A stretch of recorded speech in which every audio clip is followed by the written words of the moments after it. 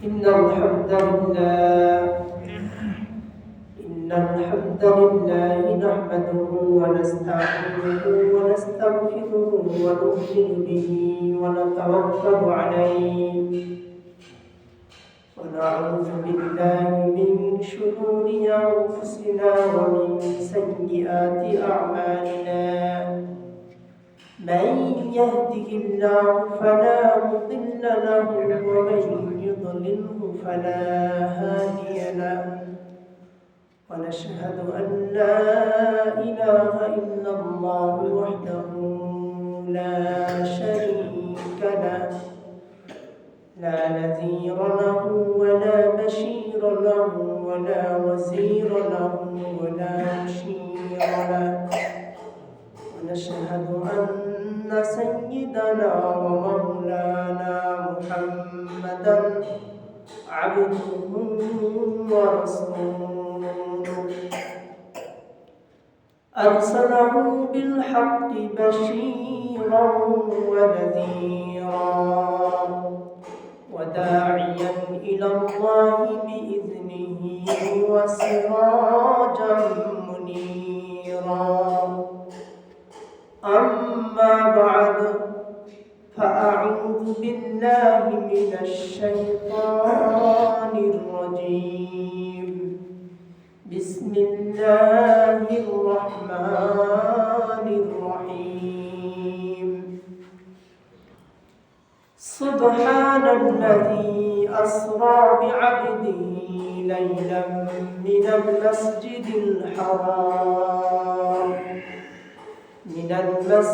الحرام إلى المسجد الأقصى الذي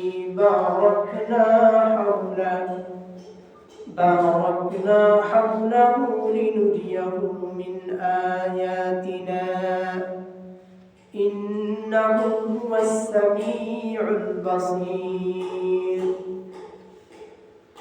وقال تعالى في شان حبيبه محمد صلى الله عليه وسلم إن الله وملائكته يصلون على النبي يا أيها الذين آمنوا صلوا عليه وسلموا تسليما.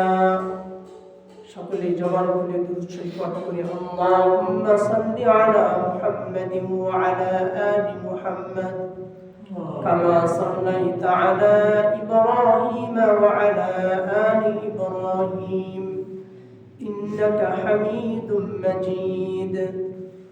اللهم بارك على محمد وعلى آل محمد كما باركت على إبراهيم وعلى آل إبراهيم إنك حميد مجيد. जियारत मदीना की दिल में तमन्ना,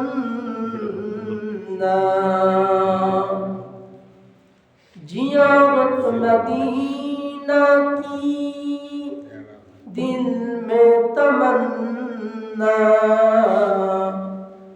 नहीं है मेरे पास सफर की समाना, मदीना में आना मदीना में जाना यही है मेरे दिल की तमन्ना। আলহামদুলিল্লাহ, আল্লাহ রাব্বুল আলামিনের দরবারে আমরা দিল থেকে কালিমাতুশ শুকরিয়া আদায় করি যে মহান রব্বুল আলামিন আমাদেরকে কোন ঠান্ডার মধ্যে দুনিয়ার কাজগুলো করে পবিত্র জুমার দিনে জুমার নামাজ আদায় করার জন্য পবিত্র স্থানে আল্লাহ পাক আমাদেরকে আসার তৌফিক দান করেছেন। সে আল্লাহ তাআলার আলিশান দরবারে আমরা দিল থেকে শুকরিয়া আদায় করছি। সকলে বলি আলহামদুলিল্লাহ। সম্মানিত হাজিরিন, আজকে পবিত্র জুমা, এই জুমার দিনের আলোচ্য বিষয় হইতেছে ইসরা এবং মেরাজ সম্পর্কে। গত জুমায় মেরাজের আলোচনা করা হয়েছিল, তার বাকি অংশ এই জুমাতে আলোচনা করা হবে ইনশাআল্লাহ।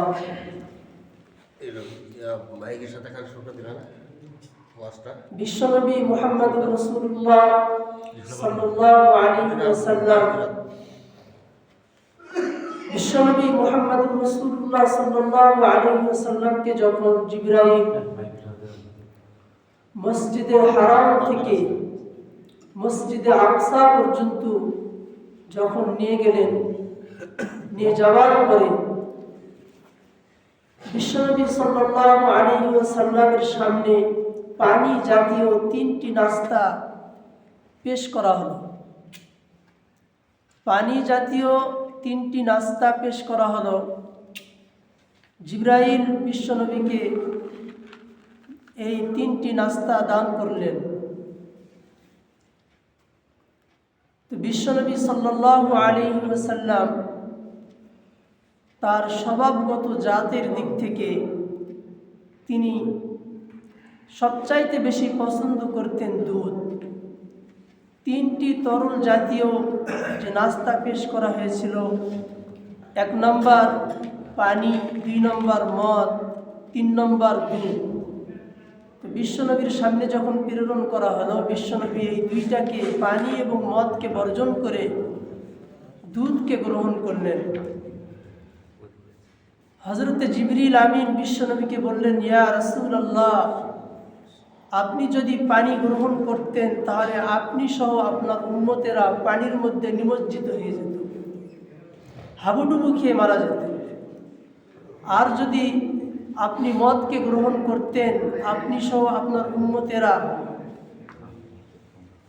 তারা বেঈমান হয়ে কবরে চলে যেত, বেফাইসা কাজের মধ্যে তারা লিপ্ত হয়ে বেঈমান হয়ে কবরে চলে যেত। পক্ষান্তরে যে আপনি দুধ গ্রহণ করেছেন, আল্লাহ পাকের বিশেষ মেহেরবান, বিশেষ রহমত আছে। আশা করা যায় আপনার উম্মত এর দ্বারা কোনো ক্ষতিগ্রস্ত হবে না ইনশাআল্লাহ। বিশ্বনবী মুহাম্মদ রাসূলুল্লাহ সাল্লাল্লাহু আলাইহি ওয়াসাল্লাম এবার জিবরাইলকে সঙ্গে করে নিয়ে যখন ঊর্ধ্বগমনে সওয়ার করা শুরু করলেন, তো রাস্তার মধ্যে একজন ব্যক্তি বিশ্বনবীকে রাস্তার এক পার্শ্ব থেকে ডাক দিচ্ছে। জিবরাইল বললেন যে সামনে চলুন। সামনে চলতেছে, রাস্তার আরেক পার্শ্ব থেকে আরেকজন ব্যক্তি ডাকলেন। বিশ্বনবী বললেন সামনে চলুন। এরপরে আরেকটু সামনের দিকে অগ্রসর হওয়ার পরে আরেকজন ব্যক্তি তারা সালাম দিলেন।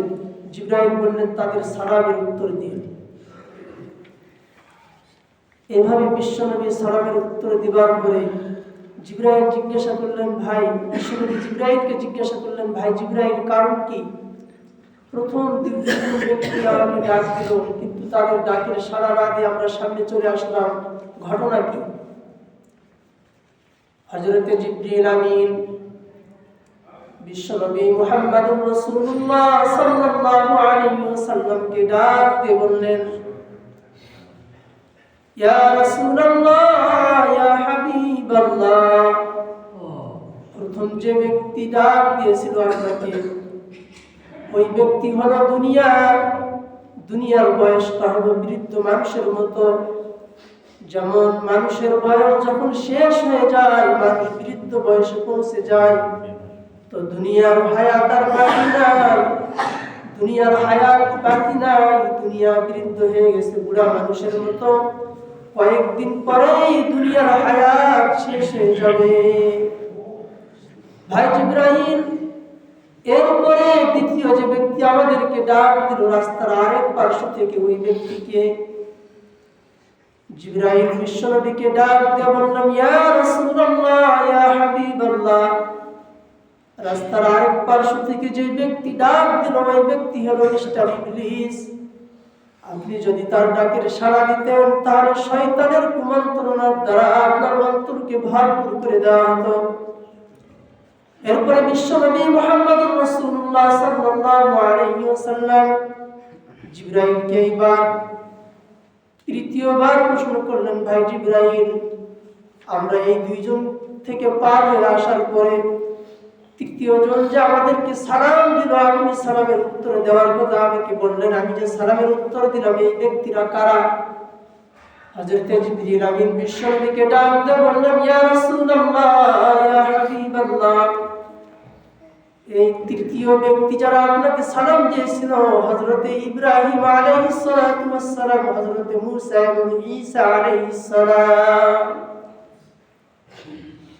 বিশ্বনবী মুহাম্মদুর রাসূলুল্লাহ সাল্লাল্লাহু আলাইহি ওয়াসাল্লাম এইভাবে যখন সপ্ত আসমান ভেদ করে সিদরাতুল মুনতাহা আল্লাহ রাব্বুল আলামিনের সাথে কথা বলে যখন দুনিয়ার জমিনে প্রেরণ করলেন, দুনিয়ার জমিনে প্রেরণ করার পরে বিশ্বনবী সাল্লাল্লাহু আলাইহি ওয়াসাল্লাম চিন্তা করলেন, আমি যে রাত্রে মেরাজে গেছিলাম, আল্লাহর সাথে যে আমার কথা হয়েছে, সাক্ষাৎ হয়েছে, এই কথা যদি আমি এই দুনিয়ার মানুষদের কাছে বলি তাহলে তারা বিশ্বাস করবে না।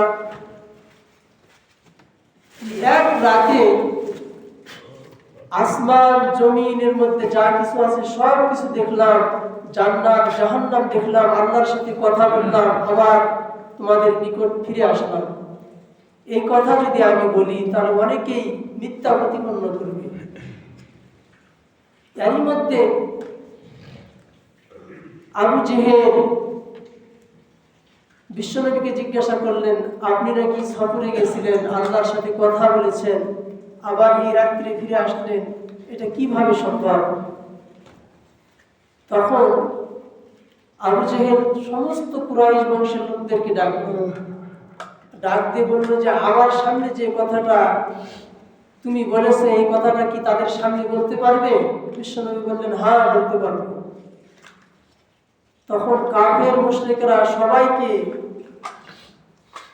আবু জেহেল ডাক দিয়ে একত্রিত করে বিশ্বনবী তখন তাদের সামনে যখন মেরাজের পরিপূর্ণ ঘটনা খুলে বললেন, কেউ বিশ্বাস করলো আবার কেউ বিশ্বাস করে না। তখন তারা নতুন একটা প্রশ্ন বিশ্বনবীকে করলেন, আচ্ছা ঠিক আছে, এক রাতের মধ্যে যেহেতু আপনি মসজিদে হারাম থেকে বাইতুল মুকাদ্দাস পর্যন্ত ভ্রমণ করেছেন, তাহলে আমাদের একটা প্রশ্ন, বাইতুল মুকাদ্দাসের কয়টি দরজা, কয়টি থম্বা আছে, কয়টি জানালা আছে, আমাদেরকে বলতে হবে। বিশ্বনবী চিন্তা করলেন, আমি তো এই বাইতুল মুকাদ্দাসের কয়টা জানালা আছে, কয়টা দরজা, কয়টা থম্বা আছে, এগুলো তো গণানোর জন্য আমি যাই না। মনে মনে চিন্তা করতেছেন। আল্লাহ রাব্বুল আলামিন বিশ্বনবী মুহাম্মদুর রাসূলুল্লাহ সাল্লাল্লাহু আলাইহি সাল্লামের সামনে সমস্ত বাইতুল মুকাদ্দাসের পুরো ভিডিও ছবি সামনের দিকে ধারণ করলেন। বিশ্বনবী বাইতুল মুকাদ্দাসের একটি একটি করে দরজা দেখলেন, একটি করে জানালা দেখলেন, একটি করে থম্বা দেখলেন, এবং প্রত্যেকটা থম্বার বিবরণ যখন দিতে শুরু করে দিলেন, কাফের মুশরিকেরা তখন কসম করে বলল, আল্লাহর কসম করে বলতেছি, বিশ্বনবী যা বলতেছে তার দ্বিতীয় কোনো ধরনের ছোটখাটো হয়নি, মিথ্যা কথাও নয়। যে কথাগুলো আমাদের সামনে পেশ করেছেন সবগুলো সত্য মনে হইতেছে, উনি দেখে দেখে আমাদের কাছে বর্ণনা করতেছেন। চিন্তা করে দেখেন, যে জামানায় যেমন মানুষ প্রশ্ন করেছে, আল্লাহ পাক সেই প্রশ্ন উত্তর দেওয়ার জন্য ওইরকম ভিডিও স্যাটেলাইট সেট করে দিয়েছে। যদি বিশ্বনবীর সামনে এই বাইতুল মুকাদ্দাসের পুরা ভিডিও যদি না দেখাইতো তাহলে বলা সম্ভব ছিল না। কাফের মুশরিকরা চিন্তা করলো, তাহলে সত্যই তো তিনি জান্নাত জাহান্নাম আল্লাহর সাথে কথা বলেছেন, সব কিছু দেখেছেন। কাফের মুশরিকরা বিশ্বনবীকে বিভিন্ন দিক থেকে ঘায়েল করতে চেয়েছেন, কিন্তু আল্লাহ পাক বিশ্বনবীর উপর রহমতের ধারা রেখে দিয়েছেন, যার কারণে তারা কোনোভাবেই বিশ্বনবীকে তারা লাঞ্ছিত এবং মিথ্যাবাদী বলে সাব্যস্ত করতে পারেনি। আপনারা যদি একটু চিন্তা করেন যে এক রাতে সপ্ত আসমানে গেল, জান্নাত জাহান্নাম দেখলো, সব কিছু দেখলো, আবার কিভাবে ফিরে আসলো? আল্লাহ তাআলা দিনকে হুকুম দিয়েছে, দিন তোমার ঠিক টাইম মতো তুমি চলো। রাতকে হুকুম দিয়েছে, রাত তুমি রাতেই থাকো। যতক্ষণ পর্যন্ত আমার পিয়ারা হাবিব আমার কাছ থেকে ফিরে না আসবে, ততক্ষণ পর্যন্ত সকাল হওয়ার হুকুম তোমাকে দেওয়া হয়নি। রাত লম্বা করে দেওয়া হয়েছে। এমনকি বিশ্বনবী বলেন যে আমি বাইতুল মুকাদ্দাসের দরজা বন্ধ করে দিয়ে চলে গেছিলাম, আসার পরে দেখেছি যে ওই বাইতুল মুকাদ্দাসের দরজার শিকল এখনো নড়তেছে। সুবহানাল্লাহ। চারটিখানি কথা। তো বিশ্বনবী বলেন যে আমি এইভাবে জান্নাত জাহান্নাম সবকিছু দেখলাম, তবে কিছু নিদর্শন আমাকে দেখানো হয়েছে জাহান্নামীদের। জিবরাইল আমাকে সঙ্গে করে নিয়ে সামনে চলতেছে, দেখলাম একদল মানুষের মাথার মধ্যে পাথর নিক্ষেপ করা হচ্ছে। পাথর দ্বারা তাদের মাথাকে তছনছ করে দেওয়া হচ্ছে। বিশ্বনবী জিবরাইলকে জিজ্ঞাসা করলেন, ভাই জিবরাইল, কারণ কি? এই যে ব্যক্তিগুলো এদের মাথায় পাথর মারে, মাথা তছনছ করে দেওয়া হচ্ছে, আবার মাথা ভালো করে দেওয়া হচ্ছে, আবার পাথর মারা হচ্ছে, ঘটনাটা কি? হযরতে জিবরিল আমিন বিশ্বনবীকে বললেন, ইয়া রাসূলুল্লাহ, দুনিয়াতে ওই সমস্ত বান্দা, ওই সমস্ত মানুষ যারা মানুষের গীবত করত, যারা মানুষের পরনিন্দা করত, তাদেরকে এইভাবে শাস্তি দেওয়া হচ্ছে। আপনার উম্মতের মধ্যে থেকে এক উম্মতকে কিয়ামত পর্যন্ত তার শাস্তি এভাবে বলবৎ থাকবে। তাহলে চিন্তা করে দেখেন, আমরা দুনিয়াতে সকাল থেকে সন্ধ্যা পর্যন্ত মানুষের কত গীবত করি, পরনিন্দা করি কি করি না? আমরা কি একবার চিন্তা করেছি যে আমাদের শেষ পরিণাম কি হবে? এজন্য আমরা গীবত করার থেকে, মানুষের পরনিন্দা করার থেকে আল্লাহ পাক আমাদেরকে হেফাজত করুন, সকলে বলি আমিন। এরপরে বিশ্বনবীকে নিয়ে জিবরাইল আবার সামনের দিকে অগ্রসর। দেখতেছেন যে রক্ত পুঁজের মধ্যে এক ব্যক্তি হাবুডুবু খাইতেছে, আর কিনারা থেকে পাথর মেরে তার মাথার মধ্যে মাথাকে তছনছ করে দেওয়া হচ্ছে। ওই লোকের কাছ থেকে অতিক্রম করার পরে বিশ্বনবী জিজ্ঞাসা করলেন জিবরাইলকে, ভাই জিবরাইল, এরা কারা? এদেরকে শাস্তি দেওয়া হচ্ছে, এর ঘটনা কি? হযরতে জিবরিল আমিন বিশ্বনবী মুহাম্মদুর রাসূলুল্লাহ সাল্লাল্লাহু আলাইহি ওয়াসাল্লামকে ডাক দিয়ে বললেন, ইয়া রাসূলুল্লাহ, ইয়া হাবিবাল্লাহ, দুনিয়াতে যে সমস্ত উম্মতেরা আপনার মানুষকে টাকা দিত, লাভের উপর টাকা দিত, সুদ খাইত, আল্লাহ রাব্বুল আলামিন বলেন, ওয়া আহাল্লাল্লাহুল বাই'a ওয়া হারামার রিবা। আল্লাহ রাব্বুল আলামিন ব্যবসাকে হালাল করেছেন আর সুদকে করেছেন হারাম। যারা লাভের উপর টাকা দিত, সুদ খাইত, আজকে তাদের এই পরিণতি।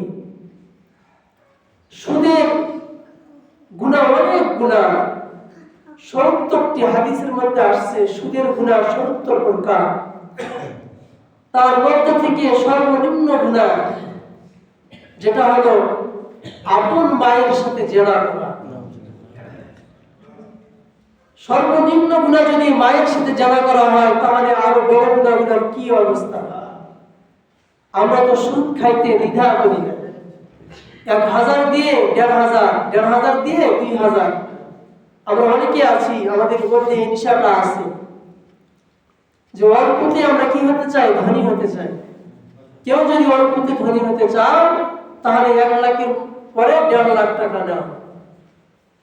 কিন্তু বান্দা জেনে রাখো, আল্লাহ পাক এমন অসুখ দিবে তোমার বইয়ের অথবা তোমার বা তোমার সন্তানের, ওই ৫০,০০০-এর পরিবর্তে ৫০ লাখ টাকা চলে যাবে। আপনি বুঝতে পারবেন না যে কি কারণে আপনার এত টাকা যাইতেছে। প্রত্যেকটা জিনিসের একটা প্রতিভা আছে, একটা আসর আছে। আপনি সবাইকে জন্য লাভ করতেছেন সুদ খেয়ে, কিন্তু আল্লাহ আপনাকে এমন একটা রোগ দিবে যে রোগের কোনো চিকিৎসা নেই দুনিয়াতে। সমস্ত বাড়ি ভিটা যা জমা জমি আছে বিক্রি করে নিঃস্ব হয়ে যাবে, তবুও রোগ ভালো হবে না। এজন্য এই সুদের মতো মারাত্মক গুনাহ থেকে আল্লাহ পাক আমাদেরকে হেফাজত করুন, সকলে বলি আমিন। সম্মানিত হাজিরিন, আমাদের মধ্যে এই স্বভাবগুলো আছে। আমাদের প্রত্যেকের উপর বাড়িতে বাড়িতে এখন সুদ ঢুকে গেছে। আমরা কি চিন্তা করে দেখেছি? আমরা প্রত্যেকটা ব্যাংক থেকে লোন নিয়েছি, এখন 50,000 টাকা দিবে ব্রাক ব্যাংক 6 মাসের জন্য। 6 মাস পর 60,000 টাকা দিতে হবে। 60,000 টাকা। আপনি মনে মনে ভাবতেছেন যে 50,000 টাকা দিয়ে ব্যবসা করবো, একটা গরু কিনে রাখবো, 6 মাসের মধ্যে গরুটা বড় হয়ে যাবে, 50,000 টাকা আমার 1 লাখ টাকা হয়ে যাবে। তো 60,000 টাকা দিতে আমার কোনো বাধা বিপত্তি আছে নাকি? কোনো বাধা বিপত্তি নেই। এজন্য আমরা এই চিন্তা ভাবনা করে ব্যাংক থেকে লোন নিয়ে গরু কিনি। আল্লাহ ইচ্ছা করলে তো ওই গরুর মধ্যে গরু কিন্তু মারা ফেলতে পারে। কি বলে? 50,000 টাকার বিনিময়ে আপনার সমস্ত টাকা ধূলিসাৎ হয়ে যাবে। তা আমরা অনেকেই ব্যাংক থেকে সুদ নেই। সুদী লেনদেনের সাথে প্রায় মানুষ জড়িত আছে। এজন্য হাদিসের মধ্যে আসছে যে এমন একটি জামানা, এমন একটি সময় আসবে, মানুষ সুদ না খাইতে চাইলেও অন্য দিক দিয়ে সুদ এসে যেমনি হোক তাকে গ্রাস করবে। আমরা যে জমি বন্ধক নেই, এই জমি বন্ধক নেওয়াটা এটাও একটা সুদ। এটাও একটা সুদ। যেহেতু আমাদের মধ্যে প্রচলন আছে 2 লাখ টাকা দিয়ে জমি বন্ধক নেই, এই জমি আমরা যতক্ষণ পর্যন্ত টাকা ফেরত না দিবে ওই সময় কাল পর্যন্ত আমরা জমি উপর চাষাবাদ করে আমরা বীজ বপন করে সেখান থেকে আমরা লাভ অংশ গ্রহণ করি। কি বলে?